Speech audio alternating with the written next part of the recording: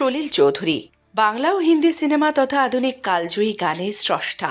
প্রবাদ প্রতিম এই সুরকারের জন্ম শতবর্ষ পালিত হচ্ছে। পিছিয়ে নেই দুর্গাপুরও।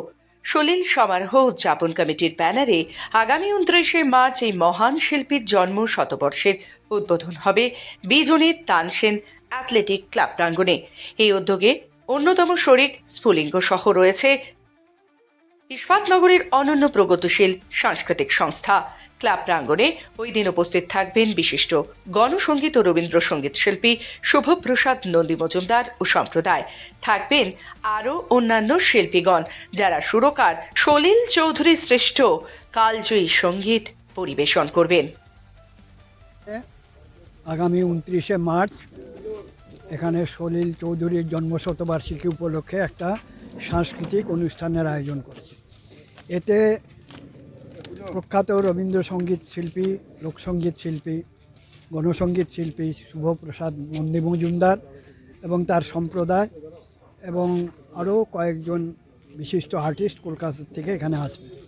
আমাদের এই অনুষ্ঠানের সঙ্গে সংযুক্ত আছে সলিল সমারোহ কমিটি, দুর্গাপুর ইস্পাত এবং সলিল সমারোহ কমিটি, দুর্গাপুর ইস্পাত এবং স্ফুলিঙ্গ যুগ্ম প্রযোজনায় এখানে প্রথম দিনের অনুষ্ঠান হবে। এই অনুষ্ঠানের আগে আশিস মার্কেট থেকে একটা হাফ ম্যারাথন হবে। সেই ম্যারাথন এই মঞ্চে এসে থামবে।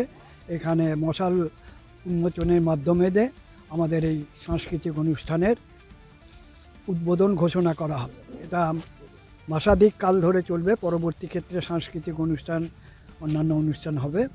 এই অনুষ্ঠানে আপনাদের সার্বিক সাহায্য সহযোগিতা কামনা করে ধন্যবাদ। না, একটা প্রশ্ন আছে আমার, সেটা হচ্ছে যে এখন তো সলিল চৌধুরীর জন্ম শতবর্ষ চলতে গোটা রাজ্য জুড়ে নানা রকমভাবে তার উৎসব পালন হচ্ছে। সলিল চৌধুরী মূলত আপনাদের প্রজন্ম, আমাদের প্রজন্ম, কিন্তু বর্তমান প্রজন্ম সেই অর্থে সলিল চৌধুরীকে চেনে না বা সলিল চৌধুরীর গান সুর সেভাবে শোনেনি। তো তাদেরকে মানে পরবর্তী প্রজন্মকে এই সলিল চৌধুরীর গান বা সুর বা তার সাথে পরিচয়ের জন্য কি উদ্যোগ নিচ্ছে স্ফুলিঙ্গ বা সলিল সমারোহ কমিটি? এর আগেই ওইখানে প্রেস কনফারেন্সে বলেছে কানাই বিশ্বাস যে আমরা সলিল চৌধুরীর সুরে এবং সলিল চৌধুরীর যে গান, সেই গানের প্রতিযোগিতা করব এবং সলিল চৌধুরীর উপরে তথ্যচিত্র একটা আছে, সেটা নিয়ে আসার চেষ্টা করব।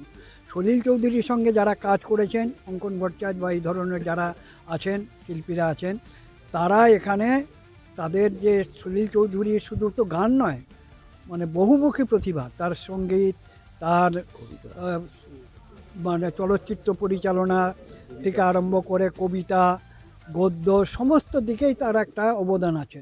এগুলোকে নিয়ে আমরা একটা বুকলেট টাইপের একটা প্রকাশ করব এবং সেইগুলো চেষ্টা করব ইস্পাতনগরীর প্রায় প্রতিটি বাড়িতে পৌঁছে দিতে। কারণ একদিনে ফাংশনে কে আসবে না আসবে সেটা বড় কথা না, এটা যেন প্রত্যেকের কাছে পৌঁছয়। এবং তার সে যে মতাদর্শে বিশ্বাস করতো, যিনি যখন প্রথম পুরস্কার পাচ্ছেন তখন তিনি আন্ডারগ্রাউন্ডে ছিলেন, কারণ তার উপরে হুলিয়া ছিল।